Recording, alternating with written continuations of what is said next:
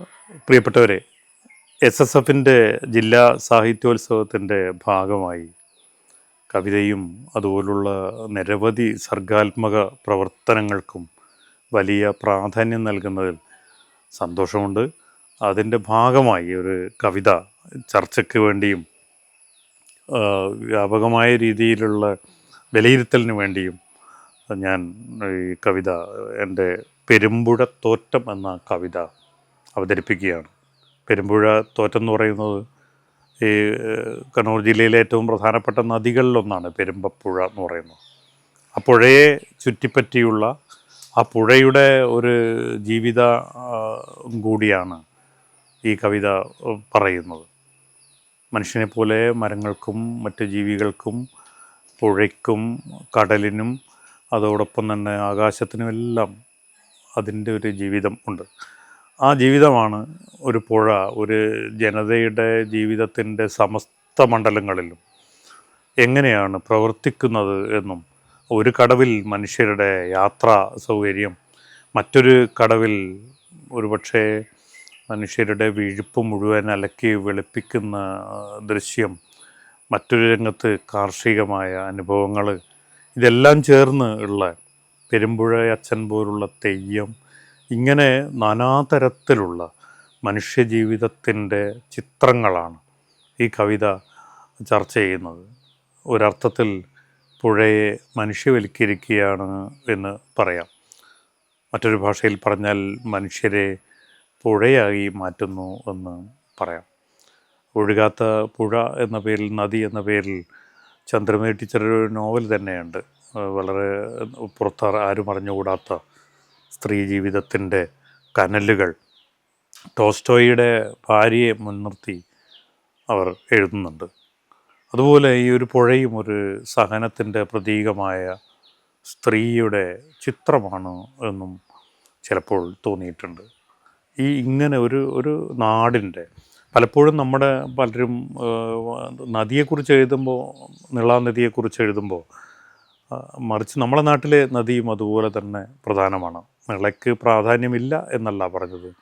നിളയെപ്പോലെ, നിളയേക്കാൾ കൂടുതൽ എൻ്റെ കവിതയെ സ്വാധീനിച്ചത് എൻ്റെ നാട്ടിലെ പുഴയായ പെരുമ്പപ്പുഴയാണ്. അത് ഈ പ്രദേശത്തിൻ്റെ തൊട്ടടുത്ത് കൂടി ഒഴുകുന്നതാണ്. ഇവിടെ നട്ടിപ്പുഴയാണെങ്കിൽ മറ്റൊരു സ്ഥലത്ത് മൂലക്കടവാണ്. അങ്ങനെ പല പേരുകളിൽ ഈ പുഴ ഒഴുകിക്കൊണ്ടേയിരിക്കുന്നു. മനുഷ്യരുടെ ജീവിതാനുഭവത്തിൻ്റെ വിവിധ ചിത്രങ്ങൾ എന്ന പോലെ പല അടരടരായി മാറുന്ന ചരിത്രത്തിൻ്റെ വേദനകളുടെ, ഓർമ്മകളുടെ എല്ലാം ഒരു വലിയ പ്രവാഹമായി കവിത ഒഴുകുന്നു. പെരുമ്പുഴ തോറ്റം. പെരുമ്പപ്പുഴയ്ക്കും ചരിത്രത്തിനുള്ളിൽ ഇടം കിട്ടി വേണം ഒഴുക്കിൽ രമിക്കാൻ. ഇവൾ നീലരാവിൽ മതിക്കാൻ കുതിക്കാൻ മനക്കാമ്പിലെന്നും കൊതിക്കുന്നുവെന്നാൽ, വലം വെച്ചു നിന്നോരു പയ്യൻ്റെയൂരിൻ വിഴുപ്പേറ്റു നിൽപ്പാണിരുൾ ചേറ്റിലിന്നും. ഇടയ്ക്കൊന്നു ലാസ്യം നടിക്കേണമെന്നാൽ വിഴുപ്പൊന്നലയ്ക്കാൻ തിരക്കായിടുന്നു. ഇവൾക്കുണ്ടു പണ്ടേ പുഴക്കച്ഛനായോൻ മഴപ്പെയ്ത്തിനൊപ്പം ചിലമ്പിട്ടു തുള്ളാൻ. മടിക്കാതെ ഇന്നും തുണയ്ക്കുണ്ടു കണ്ടൽ വിഴുപ്പും വിയർപ്പും അലക്കിത്തെളിക്കാൻ. മടിക്കാതെ ഇന്നും തുണയ്ക്കുണ്ട് കണ്ടൽ വിഴുപ്പും വിയർപ്പും അലക്കിത്തെളിക്കാൻ. തിരക്കാണു പക്ഷെ പുലർച്ചയ്ക്കുമില്ലിൽ പണിക്കാർ വരുമ്പോൾ ഒരുക്കേണമെല്ലാം. നടുക്കം വിതയ്ക്കും മരത്തിൻ ഞരക്കം സദാ കെട്ടിടുമ്പോൾ ഒഴുക്കോ മറക്കും. മനം നോക്കി നിന്നാൽ കവിക്കിഷ്ടമാകും ചരിത്രത്തിലപ്പോൾ ഇടം കിട്ടിയേക്കും. മനം നോക്കി നിന്നാൽ കവിക്കിഷ്ടമാകും, ചരിത്രത്തിലപ്പോൾ ഇടം കിട്ടിയേക്കും. പുഴയ്ക്കുണ്ടു വർണ്ണം തിരണ്ടാലയിത്തം, ചരിത്രത്തിൽ ഇന്നും പുറത്താം കിടത്തം. ഇവൾക്കില്ല നേരം നിവർന്നൊന്നു നിൽക്കാൻ, ചിരിച്ചൊന്ന് ചുറ്റും ത്രസിപ്പിച്ചു നിർത്താൻ. പരൽമീൻ തുടിപ്പിൽ രസിക്കും ചിലപ്പോൾ, നെടുഞ്ചൂരിമീനിൽ തപം ചെയ്തിരിക്കും. അവൾക്കിന്നു പോണം കടൽ തേടി ദൂരം, അവൾക്കിന്നു പോണം കടൽ തേടി ദൂരം. മടുക്കുന്നു കെട്ടിക്കിടപ്പിൽ അലക്കിൽ, കവച്ചിട്ടു പോകും പെരുമ്പാലമൊന്നിൽ, തളച്ചിട്ടു നിൽക്കും കൊടും സങ്കടത്തിൽ. ഒഴുക്കുന്നു കണ്ണീർ അഴുക്കിൻ്റെ ഒപ്പം, തിരക്കിട്ടു പോന്നോർ തിരക്കില്ലയൊന്നും. കവിക്കില്ല ഛേദം പ്രശസ്തിക്കു മുന്നിൽ, മറക്കുന്നെളുപ്പം പുഴയ്ക്കുള്ളൊരാന്തൽ. കവിക്കില്ല ഛേദം പ്രശസ്തിക്കു മുന്നിൽ, മറക്കുന്നെളുപ്പം പുഴയ്ക്കുള്ളൊരാന്തൽ. പെരുമ്പപ്പുഴയ്ക്കും ചരിത്രത്തിനുള്ളിൽ ഇടം കിട്ടി വേണം ഒഴുക്കിൽ മരിക്കാൻ. പെരുമ്പപ്പുഴയ്ക്കും ചരിത്രത്തിനുള്ളിൽ ഇടം കിട്ടി വേണം ഒഴുക്കിൽ മരിക്കാൻ. ഈ സാഹിത്യോത്സവം പ്രമേയമാക്കുന്ന ആർക്കൈവിൻ്റെ ഭാഗമായിട്ട് കൂടി ഈ കവിത ചർച്ച ചെയ്യേണ്ടതുണ്ട്. നമുക്കറിയാം, ചരിത്രമെന്ന് പറയുന്നത് എഴുതപ്പെട്ട ചരിത്രം മാത്രമാണ്. മറിച്ച് എഴുതപ്പെടാതെ പോയ എത്രയോ ചരിത്രങ്ങൾ സാഹിത്യത്തിലുമാണ് നാം വായിച്ചെടുക്കുന്നത്. അതുകൊണ്ടാണ് ഗാന്ധിജിയുടെ ഒരു വിഖ്യാതമായ വാക്യം തന്നെയുണ്ട്, എഴുതപ്പെട്ട ചരിത്രത്തിൽ ഞാൻ വിശ്വസിക്കുന്നേയില്ല. എവിടെ എവിടെ സംഘർഷങ്ങളോ യുദ്ധങ്ങളോ കുഴപ്പങ്ങളോ ഉണ്ടോ അവിടെയെല്ലാം ചരിത്രം ഓടിയെത്തി അത് പകർത്തി വെക്കും. എന്നാൽ ശാന്തരായി ജീവിച്ച മനുഷ്യരെ, അവരുടേതായ ചെറിയ ചെറിയ ലോകങ്ങളെ വിസ്മരിക്കുകയാണ് ചരിത്രം ചെയ്യാറുള്ളത്. ഈ ചരിത്രത്തെ സൂക്ഷിക്കുന്നത് സാഹിത്യമാണ്. ഇന്നലകളുടെ ജീവിതം, ഇന്നലകളുടെ മനുഷ്യരുടെ അവരുടെ കൂട്ടുകൂടൽ, അവർ വളർന്ന് പടർന്ന് പന്തലിച്ചത് എങ്ങനെ, ഇങ്ങനെ നാനാവിധമായുള്ള മാനവ ചരിത്രത്തിൻ്റെയും ലോക ചരിത്രത്തിൻ്റെയും സാംസ്കാരിക സത്തയുടെയും ഉറവകൾ തേടിയാണ് ഒരു പുഴ, ആ പുഴയെക്കുറിച്ചുള്ള ചിന്ത കടന്നു പോകുന്നത്. അതൊരിക്കലും ഏതെങ്കിലും ഒരു പുഴയെക്കുറിച്ച് മാത്രമാണെന്ന് പറയാനേ കഴിയുകയില്ല. ഏത് പുഴയിലും വെള്ളം കയ്യിലെടുക്കുമ്പോൾ എനിക്കത് ഞാൻ ഏറ്റവും ആദ്യം സ്പർശിക്കുകയും ഇറങ്ങുകയും അതിനോട് സംസാരിക്കുകയും ചെയ്ത പെരുമ്പപ്പുഴയോടാണ് എന്നതുകൊണ്ട് എല്ലാ പുഴയും ഒരർത്ഥത്തിൽ പെരുമ്പപ്പുഴ തന്നെയാണ്. ഈ ഒരു സമീപനത്തോടു കൂടിയാണ് ഈ പുഴയുടെ തീരം, പുഴയുടെ അന്തരീക്ഷം, അതോടൊപ്പം തന്നെ പെരുമ്പുഴ അച്ഛൻ എന്ന് പറയുന്ന ഈ പുഴയ്ക്കൊരു അച്ഛനുണ്ട് എന്നുള്ളത് ഒരു വലിയ സങ്കല്പമാണ്. ആ സങ്കല്പത്തിൻ്റെയൊക്കെ ഇടങ്ങളിലൂടെ പലവട്ടം ഞാൻ സഞ്ചരിച്ചിട്ടുണ്ട്. കാരണം എൻ്റെ ബാല്യ കൗമാര നാളുകളിൽ ഈ പുഴയിലൂടെയാണ്. ഒരുപക്ഷെ ഇന്ന് നമ്മൾ റോഡിനെ ആശ്രയിക്കുന്നത് പോലെ തൊട്ടടുത്ത് നിന്ന് ഒരു കിലോമീറ്റർ അടുത്ത് പോയാൽ പുഴയായി. ആ പുഴയിലൂടെ ഇങ്ങനെയാണ് മറിച്ച് പല ഭാഗങ്ങളിലേക്ക് പോകുന്നത്. അതോടൊപ്പം തന്നെ പല ഈ തോണികളിൽ ഇങ്ങനെ സാധനങ്ങൾ വരുന്നതൊക്കെ കണ്ട ഒരു കുട്ടിക്കാലം എനിക്കുണ്ട്. ആ ഓർമ്മയിൽ നിന്ന്, അക്കാലത്തെ മനുഷ്യരിൽ നിന്ന്, അക്കാലത്തെ ഒരുപാട് പേരുടെ ഉപജീവനവും അതിജീവനവുമായ ഒരു പുഴയെ ആണ് ഈ കവിത ആവിഷ്കരിക്കാൻ വേണ്ടി ശ്രമിക്കുന്നത്. നമുക്കറിയാം, ഒരു കവിതയിൽ ഒതുങ്ങില്ല ഒരു നാടിൻ്റെ, ഒരു പുഴയുടെ, ഒരു ജീവിതത്തിൻ്റെ മിടിപ്പുകളൊന്നും.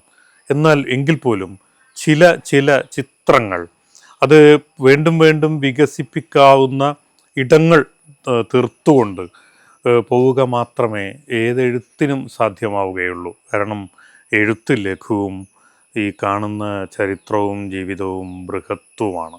ആ ബൃഹത്തായ അനുഭവങ്ങളെ അതേപടി കൊണ്ടുവരിക സാധ്യവുമല്ല. അപ്പോഴും ചെറിയ ചെറിയ ചിത്രങ്ങളിലൂടെ, ചെറിയ ചെറിയ അനുഭവങ്ങളിലൂടെ കവിത മുന്നോട്ട് പോകുന്നുണ്ട്. ഒരു സഹജമായ ഒരു ഒരു കൗമാര പടർപ്പോടുകൂടി മലമുകളിൽ നിന്ന് ഇറങ്ങി ഓടി ഈ താഴ്വാരങ്ങളിലൂടെ എത്തുന്ന പുഴയുടെ ഒരു കൗമാര കാലവും അതിൻ്റെ തുടർച്ചയായ അതിൻ്റെ ഒഴുക്കും ഈ കവിതയിൽ വരുന്നുണ്ട്. ഈ പുഴയുടെ ഒരു ഇടം എന്ന് പറയുന്നത് വണ്ണത്തിക്കടവാണ്. വണ്ണത്തിക്കടവ് എന്ന് പറയുന്നത് പഴയകാലത്തെ സ്ത്രീകളുടെ വസ്ത്രം, പ്രത്യേകിച്ച് ഋതുമതികളായ സ്ത്രീകളുടെ ഈ രക്തം പുരണ്ട വസ്ത്രം അലക്കുന്ന ഒരു ഇടം കൂടിയാണ്. ആ ഇടം എത്രയെത്ര സ്ത്രീകളുടെ ജീവിതത്തെ അത് പകർത്തി വെച്ചിട്ടുണ്ടാവും ആ പുഴ എന്ന് തോന്നിയിട്ടുണ്ട്. അത് പിന്നീട് പല മട്ടിൽ നമുക്ക് നമ്മുടെ ജീവിതത്തിൽ അത് പ്രത്യക്ഷമായോ പരോക്ഷമായോ അനുഭവവേദ്യമായിട്ടുള്ള കാര്യവുമാണ്. അതുകൊണ്ട് ആ പുഴ എങ്ങനെ ഒഴുകി അത് ഇങ്ങനെ എത്തുമ്പോൾ അത് വരുന്ന വഴികളാണ്, പലയിടങ്ങളിലും അത് വരുന്ന വഴികളാണ് നമ്മൾ ഈ കവിതയിൽ കാണാൻ പറ്റുന്നത്. യഥാർത്ഥത്തിൽ അത് ഒരു നിറയെ ചിത്രങ്ങളുള്ള ഒരു ഗാലറിയെ പോലെ നമ്മെ അത്ഭുതപ്പെടുത്തുക തന്നെ ചെയ്യും. അത് കവിതയുടെ മാത്രമല്ല, എല്ലാ പുഴയും ഈ ഒരുപാട് അത്ഭുതങ്ങളെയും കൂടി ഒളിപ്പിച്ചു വെച്ച ഇടങ്ങളാണ്. നാം പ്രത്യക്ഷമായി ചിലപ്പോൾ അതൊന്നും കാണാതെ പോകുന്നു എന്ന് മാത്രം. അങ്ങനെ പോകുമ്പോഴാണ് ഈ നേരത്തെ പറഞ്ഞ ഓരോ ഇടങ്ങൾ, അത് മരക്കമ്പനിയുടെ ഇടമുണ്ടാവും, അതും ജീവിതത്തിൻ്റെ ഭാഗമാണ്. എത്രയോ മനുഷ്യർ ജീവിക്കുന്നത്, അവരുടെ പാർപ്പിടം ഒരുക്കുന്നത്, അവർക്ക് വേണ്ട ഫർണിച്ചറുകൾ ഒരുക്കുന്നത്. ഈ കസേരയെ നോക്കൂ, എത്ര ചരിത്രം പറയുന്നല്ലോ. ഓരോ മരക്കസേരയ്ക്കും എത്ര ചരിത്രം പറയാനുണ്ടാവുമല്ലോ. അങ്ങനെ ചരിത്രം എന്ന് പറയുന്നത് ഒരു സചേതനമായ ഏതോ ഇങ്ങനെ ജഡവസ്തുവല്ല. അങ്ങനെ പറയാറുണ്ട്, ചരിത്രം എന്ന് പറയുന്നത് ചത്ത കുഞ്ഞിൻ്റെ ജാതകമാണെന്ന് പറയാറുണ്ട്.